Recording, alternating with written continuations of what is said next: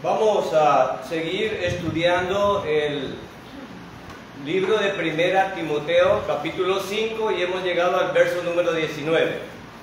Nosotros hacemos las predicaciones expositivas, libro por libro, capítulo por capítulo, verso por verso, y hemos llegado hasta ahí.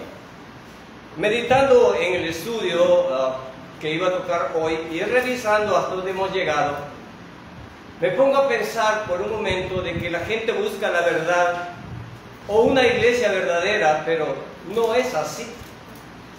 Porque si leyésemos 1 Timoteo, tendríamos el perfil correcto de una iglesia verdadera, de sana doctrina. Pero nosotros somos tan corruptos como el falso maestro, el falso apóstol y el falso profeta que nos dirige. Y nos gustan, no la verdad, sino otras cosas. Porque reflexiono yo hasta este momento y Pablo le dice a este joven, bueno, ¿sabes qué? La iglesia no existía o ya existe, fue fundada por el Mesías Yeshua. Y bueno, te voy a dar unas instrucciones de cómo debe de caminar la iglesia. Una iglesia, obvio, instruida por Dios a través del apóstol Pablo y Timoteo. Por ende, yo debo de entender que es una iglesia verdadera. Y le dice, primero te vas a encargar de los falsos maestros. Es decir, en las iglesias no son puras y santas. Hay falsos maestros. Hay falsos maestros. Y a veces están en el púlpito dirigiendo. Entonces le dice, te vas a encargar de ellos. Y le dice las falsedades que ellos predican. Así que si tú buscas la verdad y lees 1 Timoteo, y luego ves tu iglesia, te vas a dar cuenta si es una iglesia falsa, si es una iglesia que no es de verdad. Y luego le dice, estas son las doctrinas que tú vas a atacar y les vas a reprender. Luego esas mujeres engandufadas que venían del culto de Diana, todas arrechas y con peinados ostentosos y todas, me las vas a ordenar también, y ellas no pueden dirigir porque aquí no es el culto a Diana, sino al Mesías Yeshua. Y no lo van a hacer. Entonces, si en tu iglesia hay mujeres engandufadas y andan ahí, pues ya sabes que aquí no vamos mal. Y luego le dice, y en cuanto al que dirige, o sea tu pastor, o es el falso apóstol, o es el falso profeta, o es el sinvergüenza, le dice y le da unos requisitos del anciano. Bueno, requisitos que yo no cumplo, por eso no soy pastor. No los cumplo. El que desea obispado, buena cosa desea, y ¿sabes qué? Este tipo primero no debe ser chambroso. No debe de ser amador del dinero. Y todos estos sinvergüenzas son ricos, porque aman el dinero y no la congregación ni a Cristo. Entonces, puedes ir perfilando tu iglesia y le dices, este anciano, y las mujeres no permito que prediquen, y las mujeres de no, ¿y por qué no nos permiten que prediquen? Es que no solo a las mujeres, sino que no todos los hombres calificamos para ser obispo, para ser supervisor, para ser pastor. No todos calificamos, es decir, no solo son las mujeres, sino que vemos un montón de hombres que no calificamos para ser pastor, para ser presbítero, para ser obispo. No calificamos, porque no tenemos vidas transparentes, no tenemos vidas puras como lo requiere en 1 Timoteo. Gobernar bien su casa, que no sea chambroso, que sus hijos estén en sujeción, y empieza a decirle. Entonces, mira a tu pastor, que no sea amador del dinero, y es lo primero, ¿verdad? Es lo primero que cae. Entonces, yo puedo perfilar dónde está una iglesia verdadera. Y luego le dicen las viudas. Mira, y viene con lo social, y vas a comportarte bien, y vas a tratar a las viudas, pero no a las viudas pipiripau, sino a las viudas verdaderas, es decir, a las viudas consagradas al Señor. Estas viudas que están solas, pero si esta viuda tiene familia, decirle a esos sinvergüenzas que deben de cuidar de ella.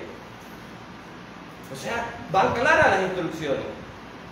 En nuestra iglesia deberíamos de velar por aquella viuda que no tiene hijos, y que está consagrada al Señor, que no falla en la iglesia y que está dedicada a la oración. Gloria a Dios. ¿Estamos claros? Pero no la viuda que anda en los carnavales, anda en los cumpleaños, anda en los casamientos y anda echando rosa para ir para abajo. No es eso. Eso se le dice, esa es la viuda y las viudas que están algo pichonas tampoco, esas que están jóvenes no, porque esas van a rehacer su vida. Déjalo. Entonces el muchacho está recibiendo todas estas instrucciones prácticas de una iglesia práctica y nosotros debemos de evaluarnos si estamos haciendo como estas instrucciones que son para una iglesia. Entonces le dices eso a ellos, ¿verdad? Y a los hijos que no sean tan sinvergüenzas, que tienen que velar por sus padres.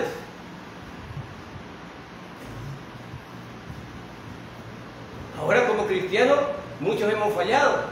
Pero leyendo esta instrucción dice, alguien que se llame cristiano y no vela por sus padres, está perdido, es de sinvergüenza. Ese no es. Y luego dice, bueno, y ahora vamos, ya te dije cómo debe ser el pastor, cómo debe ser la congregación. Y ahora vamos con el sueldo del presbítero, del obispo, del anciano, del pastor maestro. Y entonces, si en tu iglesia el pastor se roba todo, si en tu iglesia el pastor se lleva todas las ofrendas, es un sinvergüenza. Porque con la autoridad de Dios, a través de Pablo y Timoteo, dice aquí, él debe de tener un salario, no agarrarse todo. No agarrarse todo. Hay pastor que predica y quiere tener la congregación llena de ricos porque se agarra todo el Cristo. Sin embargo, aquí dice que él debe de tener un salario, y un salario digno. Bueno, no hay salario digno, un salario aceptable, un salario en donde él pueda vivir sin carencia. Entonces, si él dice que aquí que debe tener un salario, no dice que se agarre todos los diezmos. Hay pastores que dicen, los cheques los agarra la iglesia, el efectivo lo agarro yo. Y hay un montón de sinvergüenzadas dentro de las iglesias, y no sé la tuya, pero aquí dice clarito que usted póngale un salario al pastor y lo demás pues es de la congregación. Es claro, porque ¿de dónde le iban a dar a las viudas si el pastor recogía todo? ¿De dónde le iban a dar? ¿De dónde le iban a mantener? Entonces se entiende perfectamente. Entonces si buscamos la verdad la podemos encontrar. No, pero fíjate que en la iglesia, vos estás mal. Y muchos están mal y se van a ir al infierno con todo el pastor, con toda congregación, porque hay gente que ha llegado a la iglesia no buscando la verdad. Unos han llegado buscando mujeres y una cipota, otros han llegado buscando dejar un vicio, otros han llegado porque llega la comadre, otros porque les gustan los cantos, otros porque les gusta la infraestructura de la iglesia, y otros, bueno, un día estaba evangelizando y una viejita, que lamento yo, dijeron que iban a la iglesia porque estaba cerca, o sea, ni siquiera porque predican la verdad. No, es que me queda cerca. Y yo fui un poco grosero y le dije, mire, si yo estoy enfermo de gravedad, y lo que me queda cerca, le dije yo, es un veterinario. No porque me quede cerca voy a ir a donde el doctor de los animales, del veterinario. Aunque me quede lejos voy a buscar un doctor, porque es que me va a curar. Entonces usted, aunque le quede cerca una iglesia falsa, usted debe ir a una verdadera. Porque usted no va a ir a pasar consulta con un veterinario que cura animales, solo porque está cerca. ¿Verdad que no va? Pero algunos van. Me gusta porque ahí cantan una hora, o sea que está ido por su gusto, no buscando la verdad. Y ese es el problema, que las iglesias están llenas de eso. Buscando como otros porque los padres lo traen, no porque aquí hay posiblemente gente que no quiera estar, que está enojada. Y por eso se ponen a ver el teléfono y a ver otras cosas que no ven, porque no están interesados. No saben la pérdida de su alma para el infierno, todavía no tienen el temor de Dios, todavía no les ha amanecido. Y aunque han oído como retumbo, como címbalo que retumba, aunque han oído la verdad. Han oído la verdad, pero no le han hecho caso a la verdad. Eso es como cuando nuestros padres nos han dado consejos y hasta que mueren, así decía mi papá, y para qué. Eso lo tenía que haber hecho cuando él estaba vivo. Cabal, me dijo mi mamá, y yo, ¿ya para qué? Así van a quedar muchos aquí cuando en la iglesia ya no esté, que era verdad, pero yo no le ponía atención. Entonces muchos vienen a la iglesia por muchas, pero son pocos los que vienen buscando la verdad, y algunos por costumbre. Y otros porque están cargados de pecado y para limpiar un poco la conciencia, voy a ir a la iglesia. Me eché un montón durante la semana, pero fue el domingo. Y creen que con eso remedian un poco su conciencia. Y lo mismo hacen gente y caen presa de falsos pastores. Que no lo digo yo, se pueden perfilar en base a 1 Timoteo con todas las instrucciones que Cristo da acerca de la verdad. Entonces no hay donde equivocarse si uno busca la verdad. Pero si busca la comodidad es otra cosa. Pero si usted busca la verdad, la va a encontrar. Porque acá dice bien claro. Y el hermano pastor terminó diciendo, ahí vamos a retomar, verso 18, pues la escritura dice, no pondrá bozal. Y allí dice que los ancianos, verso 17, que los ancianos que gobiernan bien sean tenidos por dignos. Los ancianos que gobiernan, o sea que hay requisitos. No solo porque yo me vengo al púlpito, vamos a... No, señor, por un momento. Es para los ancianos que gobiernan. Aquí habemos padres, pero todos estos padres gobiernan bien a sus hijos. No, que aquí hay unos aguados. Que los hijos hacen lo que les da la gana. Hijo, ¿no querrás ir conmigo a la iglesia? Papá, vamos, papá. Vamos, y manteniéndolo. No te enojas si te llevo a la iglesia, hijo. Vayas, no vayas, no te has levantado y son las 9. Aquí de nada me queda. Dije, ay, dormí, papá. Y vienen acá. ¿A qué vienen a hacer? No gobiernan bien. Esto no es lo para el pastor. Todo cristiano debe gobernar bien su casa. ¿Todo cristiano debe gobernar bien su casa? Sí, claro que sí. Claro que sí.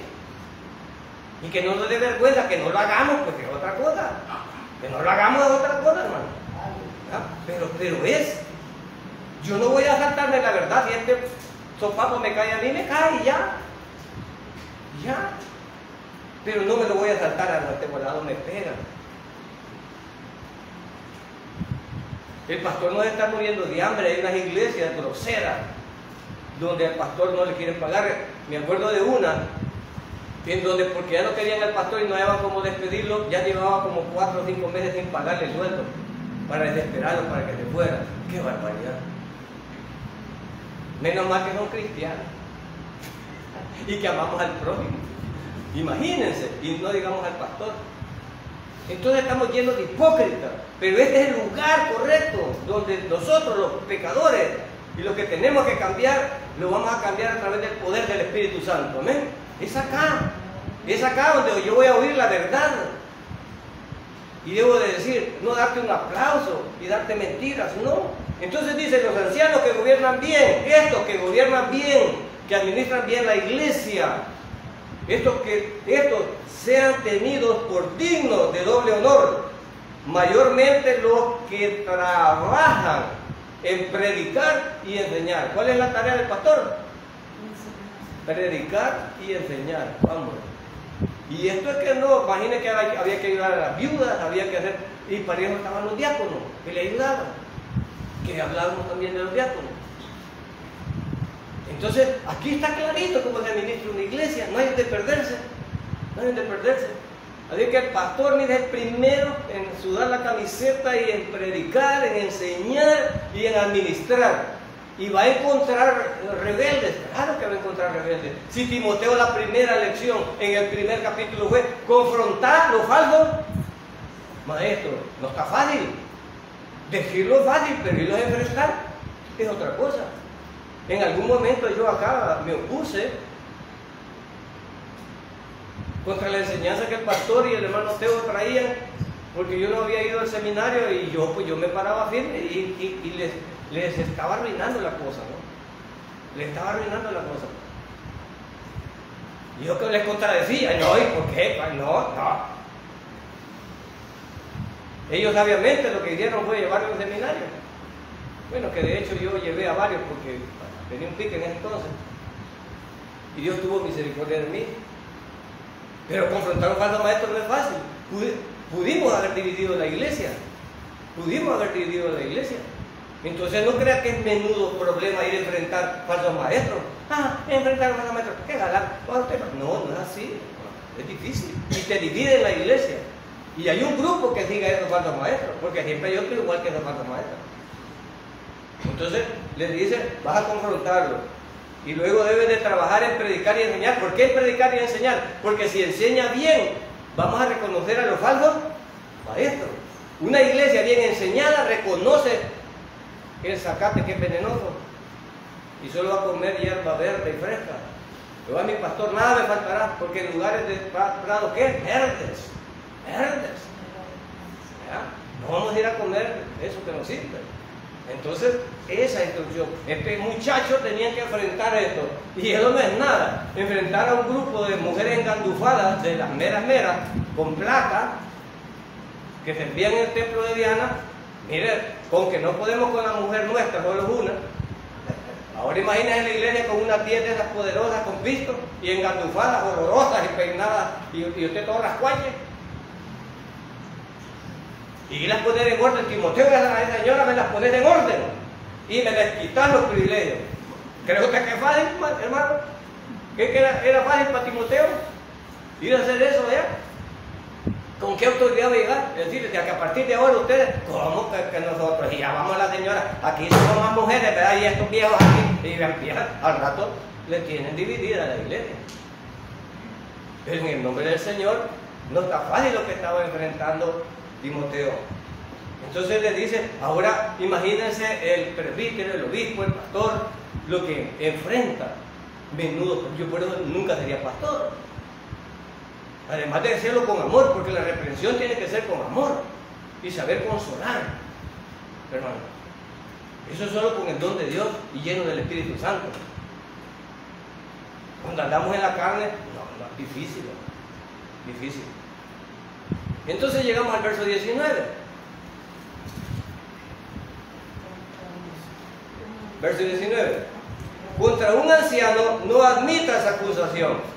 Habían acusadores en la iglesia hace 2000 años. Habían acusadores. Usted no ha visto al hermano tal. Usted no, ya le voy a mandar un video, como dice el pastor. Ya va a ver cómo se rebuscaba con Tito Mambino allá en el estadio. Con Tito Mambino andaba rebuscando, hermano. Ahí andaba, pero sin pecar el varón. Y el pastor no tiene que hacer el juicio, pero bueno, dice aquí contra el anciano. Y aquí se puede referir a los ancianos en edad realmente, porque el anciano de esa iglesia pues iba a ser Timoteo, ¿verdad? Pero también le dice a Timoteo, no andes agarrando chambre. Cuando llegues allí vas a oír chambre. Al nomás que llegue y empiezan a uno a justificarse como los santísimos y acusar a los que no creen que son santísimos. Esa vieja usa pantalones todavía, pastor. Debería de reprenderla. Y empieza. Es otra vieja y empieza con la cuestión.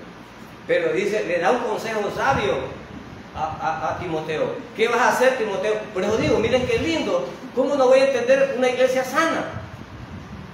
Entonces le dice, ¿sabes tú? Cuando diría, oiga, un chambre, si llega solo uno, pues mira, ¿sabes qué? Si quieres que te haga caso, tráete otros dos. De lo contrario, yo no tengo nada, no hago caso de eso.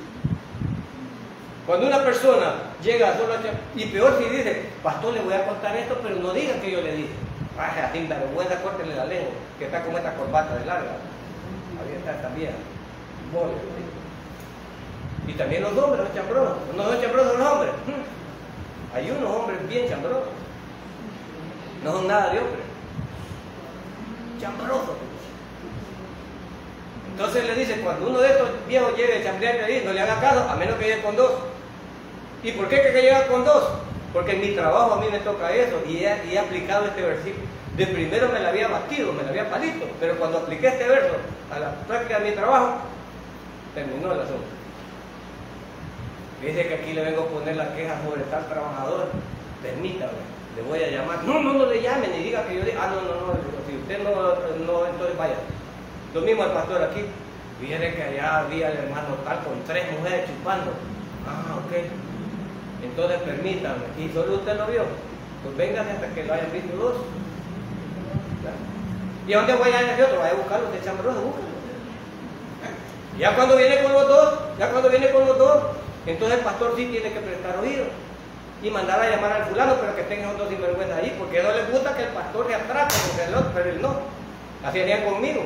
Y yo de Juan vendérmela cuando comencé lo hacía. Y me dejaban solo, hasta llamar a fulano y a mengano. Aquí está lo que... No, yo no le dije nada, nada le dije yo. Y me dejaban solo con el problema. Entonces el pastor no vio, por lo tanto los dos testigos no son los que le van a decir, nosotros te vimos. Ellos son los que van a responder, él solo lo tiene ahí, porque él no lo vio. Entonces por lo tanto con dos testigos. Entonces dice, no admitas acusación, sino es con 2 o 3 testigos de un anciano, no lo estés admitiendo, porque son chambres. Ya vamos a hablar de proceso, pero algunas veces son chambres, otras veces no es chambre. Pero ya vamos a atender ese asunto. Pero qué linda es la palabra, cómo atender las cosas, aquí no hay de perderse. ¿Vean? Le están levantando un falso a fulano, pues ya vemos aquí cómo funciona. Verso 21. 20. A los que persisten en pecar, bueno, vamos a ver esta palabra. A los que persisten en pecar, a los que han fallado, los que persisten en el error. Veamos. Supongamos, este es el segundo caso. Vienen donde el pastor y viene con 2 testigos, como la Biblia lo dice, y sientan al fulano y le dicen, ¿sabes qué? Tú andas mal. No perder de vista que el propósito de estas confrontaciones son para recuperar al hermano. No son para juzgarlo ni para sentirnos más santos nosotros, porque en algún momento estaremos nosotros allí. Entonces en este caso la idea no es acabarme al hermano, sino recuperar al hermano. Y entonces le decimos, y él dice, no, yo soy inocente, no hice nada, y lo niega delante de esos dos. ¿Bien? Lo niega delante de esos dos. Como no admite su pecado, el siguiente nivel dice, y él no lo abandona, entonces dice, a lo que persiste en pecar, repréndelo delante de todos, para que los demás también teman. Como no lo admitió acá, entonces ahora vamos delante de todos. Y esto estamos hablando, que es delicado, porque hablamos de fallas, hablamos de ofensas a Dios, a veces públicas, porque hay pecado que no se ve. Por eso no debemos de nosotros adjudicarnos la capacidad de juzgar, sino Dios. Porque hermano, que puede parecer santísimo, porque se rebusca escondiendo los pecados. Se rebusca. Y usted lo puede engañar. Y hay otro hermano sencillo que él pues cayó y no persiste en el pecado, pero tal vez cayó en un pecado y lo abandonó. Pero es juzgado porque lo vieron. Y a veces los mismos que acusan son los que tienen pecados ocultos. Entonces el Señor nos ha dejado la instrucción en la congregación, en este caso Timoteo, de cómo tratar con estos pecados públicos y privados y cómo abordarlos. Pero el Señor nos da instrucciones sobre esto. Vayamos a 1 Corintios 11:32. 1 Corintios 11:32. 1 Corintios 11:32. 11:32. Veamos el 31. Sí. Aquí está hablando en el contexto de la comunión. Está hablando en el contexto de la cena del Señor, de la comunión. Vamos a decir de la comunión. El problema de los que no toman la comunión es sentirse no dignos. Es decir, considera que tienen algún pecado oculto o público, o lo tienen allí, se considera tan malo que cree que no la puede tomar, pero no se considera tan malo para considerarse salvo. Ahí hay un error de perspectiva. Porque si el pecado me contamina para condenarme, entonces yo estoy condenado y no estoy salvo tampoco. Pero cuando el Señor dice, acá el primer nivel, donde debemos de sanear nuestra falla, nuestro error, nuestro pecado, el primer nivel es en este verso 31. Si pues nos examinásemos, ¿quiénes? ¿Quién es el primero que debe de tratar con su problema? Soy yo. Porque por eso el pastor enseña. Estas enseñanzas no sirven para tirarlas al aire. Estas enseñanzas sirven para que las pongas en práctica. Si tú estás pecando, si has fallado al Señor, estás en pecado, entonces el primer nivel donde puedes resolver eso es en ti. Y aunque este es en el contexto de la cena del Señor, Él está diciendo, bueno, porque yo voy a tomar la cena limpio, y para tomarla limpio confieso mis pecados. Por eso la puede tomar todo aquel que es salvo y confiesa su pecado, y oramos antes de hacerlo, ¿no? Porque no hay nadie sin pecado. Eso es mentira. Y que no sienta deseo de pecar, no les voy a mentir. Esa es una falacia de los pastores que ignoran. Nuestra naturaleza jamás se va de nosotros, nuestra naturaleza corrupta. Lo que pasó con el creyente cuando vino al Señor es que antes tenía una sola naturaleza, pero cuando viene al Señor, ¿qué tiene ahora? El Espíritu Santo dentro de él. Entonces ahora tiene ¿qué? Un conflicto.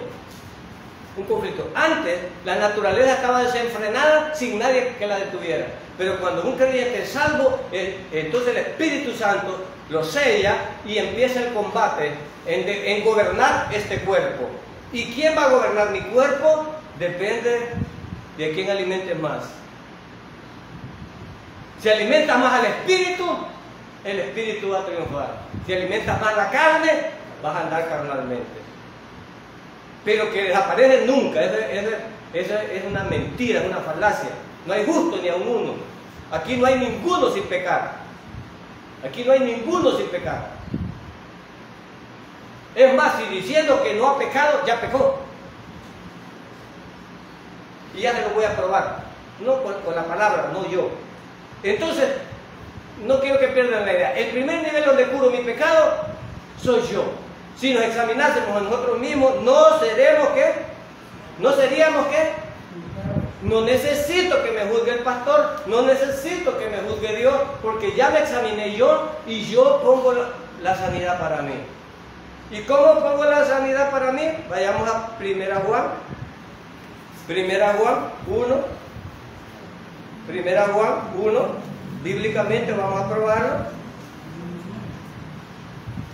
1:9. Para que no estemos hablando de falacias o mentiras. Entonces dice acá, ¿qué es lo que debo de hacer yo si tengo un problema? Porque yo siempre voy a estar fallando. Porque si no estuviera fallando, no diría, el que comenzó la buena obra en nosotros, Él, ¿quién la va a terminar? No dice tú, no dice tú. Solo un hipócrita puede estar hablando que es santo. Solo un hipócrita puede decir eso. Sí somos santos posicionalmente por la sangre de Cristo vertida en nuestro favor. Pero no somos inocentes salvados, somos culpables salvados. Nosotros éramos culpables y el veredicto era la muerte. Pero Cristo murió en vez de nosotros, pero no siendo inocentes nosotros. Nosotros nos hicieron inocentes por la sangre de Cristo en la cruz. ¿Me entiendes? Pero yo no soy inocente. Yo no soy inocente. Déjame explicártelo de esta manera. Yo estoy condenado a muerte y viene el juez y dice la pena de muerte para este sujeto. Y viene otro hombre y dice, no, yo voy a morir en nombre de este. Este es culpable, por eso fue condenado a muerte. Pero viene aquel y muere por él. Al salir del penal, este individuo tiene dos opciones. Al salir del penal tiene dos opciones. Una, arrepentirse del mal que había hecho y decir, caramba, me salvé, ya no vuelvo a hacer esto. Esa es una opción. Y la otra es seguir en lo mismo. Algunos creyentes cuando son salvos hacen lo mismo. Ya me libró el Señor del pecado, ahora al carnaval. No, Señor, ese es el problema. Otros, al ver el gran sacrificio de Cristo, mi Señor murió por mí en la cruz. Padre, ¿qué puedo hacer yo para agradecerte? Solo obedece, me dijo, gloria a Dios, yo le serviré al Señor. Esa es otra actitud, la actitud que se espera. Esa es la actitud que se espera. Pero depende del Espíritu que mora en ti. Entonces el verso 9 dice, si confesamos nuestros pecados, Él es fiel y justo para perdonar nuestros pecados y limpiarnos. Entonces cuando yo oro y confieso, soy limpio de toda maldad. Y por eso yo puedo tomar la comunión. ¿Por qué debo de orar cada vez que tome la comunión? Cuando el Señor le lavó los pies, dijo alguien, ¿y por qué no vas a lavar los pies? ¿Y por qué no me bañas todo? Si tú dices que me ensucio, que ya estoy limpio por la palabra, pero si tú dices que me ensucio al caminar, Señor, báñame, le dijo alguien entonces. No necesitas bañarte, porque ya te limpié, mi palabra ya te limpió, ya eres salvo. Pero en el caminar en el mundo, arrastras y pecas, y es eso lo que tienes que limpiar. Entonces, cuando yo confieso, soy limpiado. ¿Cuántos creen eso? Amén. Entonces, pero espero que amén no me lo hayan dicho aquellos que no toman la comunión, porque entonces están condenándose. Porque es mentira que lo creen. Porque si lo creyeran, todos tomarían la comunión, porque son salvos y entienden que son limpios cuando oran. Pero cuando tiene la copa y le tiembla porque piensa que tiene pecado, yo le digo, aquí está otro pecador, ¿no? Aquí está otro pecador, y la tomo.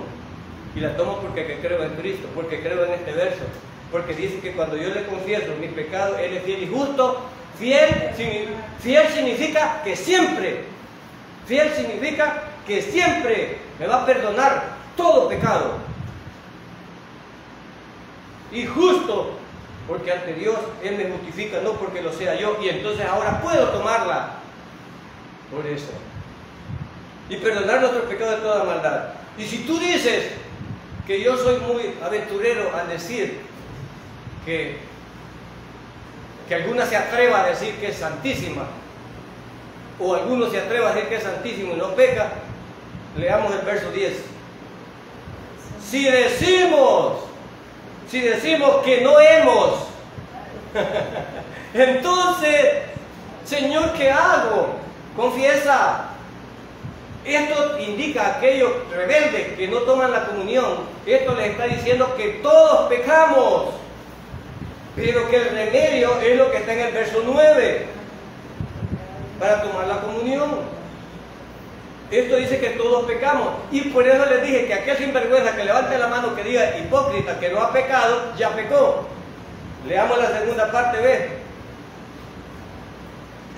Si decimos que no hemos pecado, le hacemos a Él. ¿Y a quién es a Él? ¿A quién? A Cristo. ¿Alguien tendría valor de decirle a Cristo que es mentiroso? Pero lo tenemos. Lo tenemos.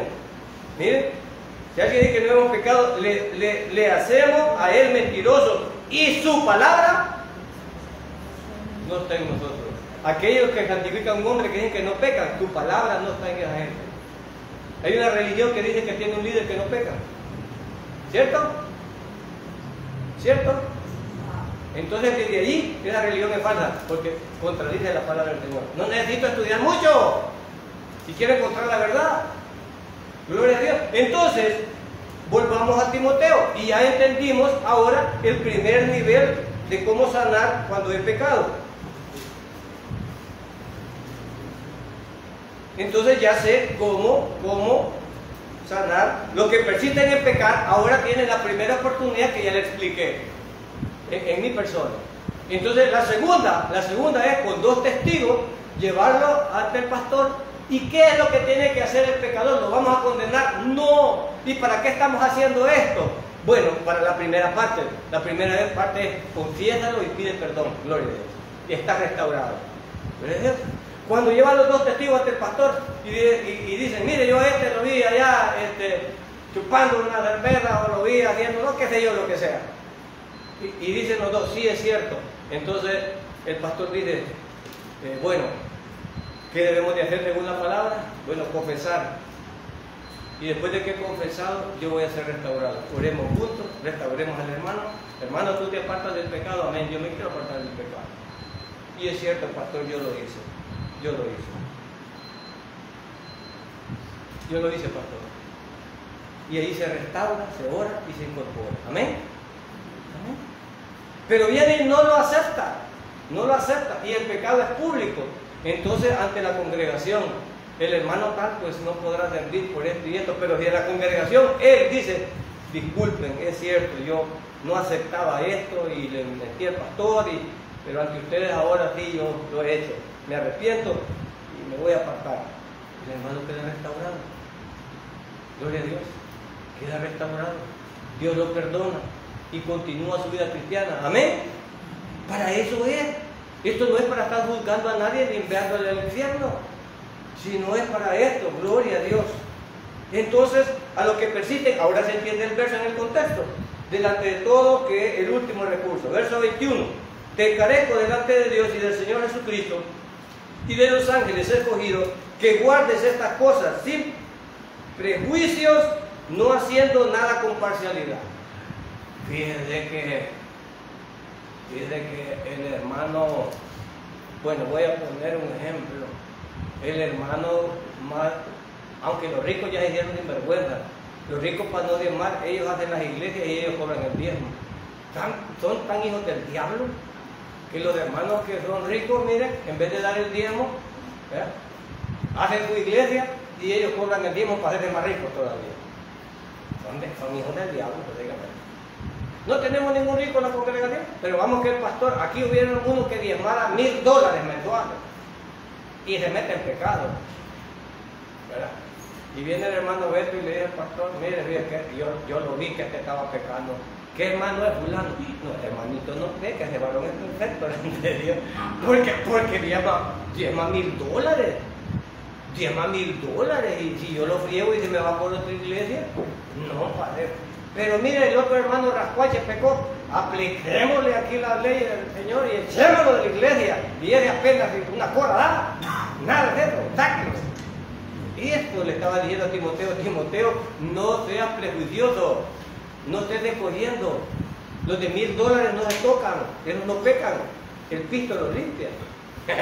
El pisto lo limpia. ¿Ah? Y eso es lo que está diciendo acá, que no debe haber prejuicio, sino que sea quien sea, se debe aplicar lo que la palabra dice. Y le dice, está de testigo los ángeles, Dios le está diciendo, por eso te encarezco que no seas parcial. Como el humilde o como el que sea rico, igual tiene que ser la situación. Verso 22, no verso 21. No es ese, sí, verso 22. No impongas con ligereza las manos a ninguno, ni participes en los pecados, consérvate puro.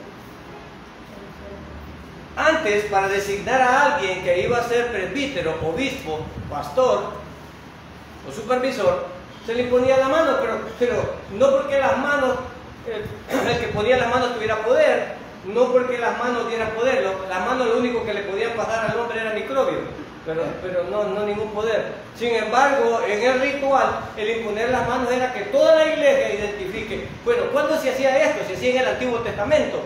¿Y a quién se le ponía la mano? Al cordero que iba a ser sacrificado. El cordero que iban a degollar por los pecados de los demás, a ese se le ponía la mano. Entonces al pastor igual que va a ser degollado por los pecados. Entonces al pastor o al que se elige, ese pobre cristiano, porque ser pastor no es sencillo, ese pobre víctima, ese es un corderito que va a tener que sufrir todos los demandas de la iglesia. Entonces a ese que va a ser sacrificado en ese trabajo, se le ponía las manos igual que al corderito que cargaba todos los pecados, y el inocente, ahora vos sos responsable, papá. A él le ponía las manos, pero es señal de que los demás identificaran que eso era, pero no porque le pasaron poder. Ahora, la recomendación a Timoteo viene de que no le pongan las manos ligeramente. Hay pastores que por comodidad o porque se quiere ir de vacaciones, pues le ponen las manos a cualquiera para que atienda a la iglesia para ir de vacaciones. Entonces le está diciendo aquí, no impongan las manos con ligereza a ninguno, Porque si las pone, y este individuo, ¿cuáles son los requisitos que había puesto allá Pablo a Timoteo para servir? Que gobierne bien su casa, que no sea mentiroso, que no sea dado al vino. Entonces, pero él viene, pone la mano y este borracho. Entonces, al hacerlo, se aplica la segunda parte del verso. La segunda parte del verso dice, ni participe. Ahora, ¿quién tiene la culpa de que alguien así esté aquí? El que lo eligió. ¿Y quién lo eligió? El pastor le puso la mano. Él está participando en los pecados de este, que él eligió. Eso es lo que le está diciendo. Cuando tú eliges a un corrupto, participas de la corrupción del corrupto que tú eligiste, porque tú eres responsable. Ahora, esa es una parte. La otra parte es, hermano Beto, mire, hermano Antonio, vamos a huevearnos un carro. ¿Voy a participar yo de eso, hermano? ¿Voy a participar yo? O hermano Beto, mire, hermano Antonio, vámonos a ver a Tito Mambino, las mujeres quieren ir, vamos. Vamos, hermano. ¿Voy a participar yo, hermano? Ningún hermano debe participar en la corrupción de que otro hermano lo invite. No participe en los pecados de nadie. Hermano, mire, si la mujer le pregunta que a dónde dormir, diga que aquí en su casa. No, hermano, pues que tampoco va a participar de eso. Discúlpeme, yo no participo de eso. ¿Se entiende, hermano? No participar en los pecados de otro. Pero en el caso de Timoteo era en que no eligiera a alguien neófito o indocto para el cargo, porque él iba a ser responsable de los desmanes que éste haga y participaba de su pecado. Verso 23. Ya no bebas agua, sino usa de un poco de vino por causa de tu estómago y de tus frecuentes enfermedades. ¿Era enfermito Timoteo? ¿Era enfermito Timoteo? Aquí viene otro poco de pastores sinvergüenzas, corruptos, que dicen que los cristianos no se enferman o no deberían de estar enfermos. ¿Pablo tenía un aguijón y estaba enfermo? Sí. ¿Timoteo está enfermo? Sí. ¿Pero por qué no era sanado? Porque Dios no quiere. Y habemos uno en la congregación que queremos que Dios nos sane cuando no hemos hecho ni un ápice por el Señor. Estos varones eran santos. Pablo escribió casi el 70% del Nuevo Testamento, sufrió y dijo, este cuerpo es testigo de lo que es servirle al Señor. Aquí tengo 40 latigazos menos uno, aquí tengo 2 veces casi me matan. ¿Y a usted qué le han hecho, hermano? Van los domingos a chotear. Pero quiere que Dios lo cure de todo. ¿Y qué es lo que ha hecho usted? Ofrenda $1. Viene una vez a la semana. Pero quiere que Dios le dé todos los poderes.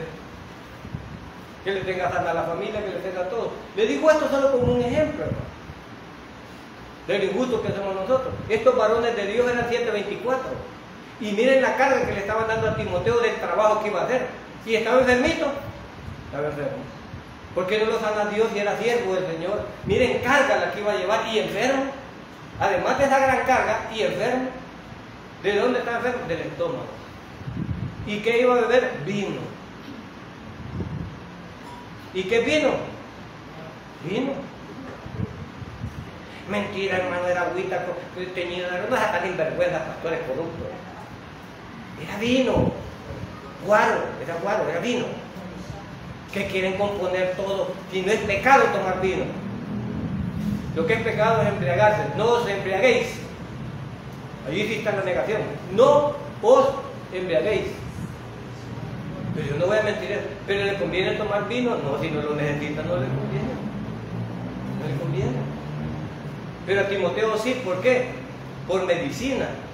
A Timoteo era por medicina, porque estaba enfermo del estómago. ¿Y qué vino? Alcohol. ¿Para qué? Para purificar. Porque en ese tiempo no había las medicinas que hay ahora. Entonces es vino. No vaya a componer la cosa ni nada. Es vino. Es vino. ¿Los cristianos pueden tomar vino? Sí. ¿Pero deberían de tomar vino? No. No deberían de hacerlo. No es necesario. Pero si le tocó una copita porque alguien lo invitó y tomar, no. Pero lo que sí tiene una prohibición dice, no os embriaguéis. En la Biblia vemos ejemplos de reyes que se embriagaron y padres que se embriagaron y hasta fornicaron con sus hijas. ¿Por qué? Por la borrachera. Por eso está prohibido para los cristianos emborracharse. Pero lo demás no está prohibido. Y este era por enfermedad. Verso 24. Los pecados de algunos hombres se hacen patentes, que ellos vengan a juicio, mas otros se les descubre después. Verso 25. Asimismo se hacen manifiestas las buenas obras, y las que son de otra manera no pueden permanecer ocultos. Hay pecados públicos que todos los ven y pues juzgamos a la gente, pero hay otros pecados ocultos que están bien escondiditos, pero que Dios sabe. Dios sabe que está pecando y ya se le dio las tres opciones que hay que tomar. Por lo tanto, no solo al que vemos pecar es pecador, sino que hay algunos que no vemos, pero que también están pecando. Y así como los pecados se ven, también se ven las buenas obras. Algunas obras las hacen públicos algunos hermanos, pero muchos hermanos son ángeles que le han ayudado a muchas personas que no se ven, pero que su obra va a ser recompensada. Eso es lo que le está diciendo al final. Hay muchos hermanos que hacen bien y no miran a quién, ¿verdad? Y Dios los bendice. Hay otros pues que públicamente se ven. Entonces termina diciéndole, no te aligeres, hay cosas que se ven y hay cosas que no se ven, pero por eso no dejan de ser. Tanto el pecado oculto va a salir, así como la buena obra oculta va a salir y va a ser recompensada. El hecho de que un hermano no sea juzgado y está pecando no significa que Dios no le vaya a pasar la factura. No le pasa a todos. Y algunos somos bien llorones cuando nos pasa la factura, pero cuando nos pasa el pecado no lo decimos, pero cuando estamos fregados, hermano, oren por mí porque estoy bien calaciado. Sí, está calaciado, pero usted sabe lo que ha hecho. Usted sabe lo que ha hecho, hermano, pero uno no lo contó. Nos viene a contar la sopapeada ahora que está siendo disciplinado. Pero ¿por qué está diciendo disciplinado? No nos dice. Y ni nos interesa, porque lo cierto es que estamos para perdonarnos los unos a los otros. Y el objeto de que traigamos a alguien a exhortar es para recuperar la comunión. No es para sacar a nadie, no es para juzgar. Es para decirle, vente hermano, dejemos eso y adelante con el Señor. Gloria a Dios. Así es que una iglesia sana, tenemos el perfil aquí cómo se tratan las cosas. No hay dónde perdernos. Las instrucciones dadas a Timoteo son para administrar correctamente a la iglesia. Gloria a Dios, hermano. El Señor ha sido claro con nosotros. Y qué lindo, cuántas oportunidades nos da de confesión de nuestras culpas. ¿Para qué? Para restaurarnos. Para restaurarnos. No necesitamos vivir en el pecado. Nunca dejaremos de pecar, no te voy a engañar. Pero sí, voy a terminar diciendo esto. No soy lo que debería de ser, pero ya no soy lo que era antes. Lo repito, no soy lo que debería de ser, pero ya no soy lo que era antes. Posiblemente me falte, pero ya abandoné muchas cosas en el nombre del Señor. Amén. Ya abandonamos muchas cosas y ahí vamos en la carrera, ¿no? Y al final, quien me va a terminar de curar será el Señor. Él me va a transformar. Gloria a Dios. Y no olvidar que no soy inocente, soy culpable. Pero todo el que quiera recibir el perdón de su culpa solo tiene que confiar que el sacrificio que Cristo hizo en la cruz es suficiente para perdonar todos sus pecados y limpiarlos de toda maldad. Si tú lo crees, eres salvo. Oremos. Padre, gracias por tu palabra, gracias por tu misericordia y gracias por tu amor. Gracias por tratarnos con tanto cariño y con tantas oportunidades, Padre. Bendice a todos mis hermanos.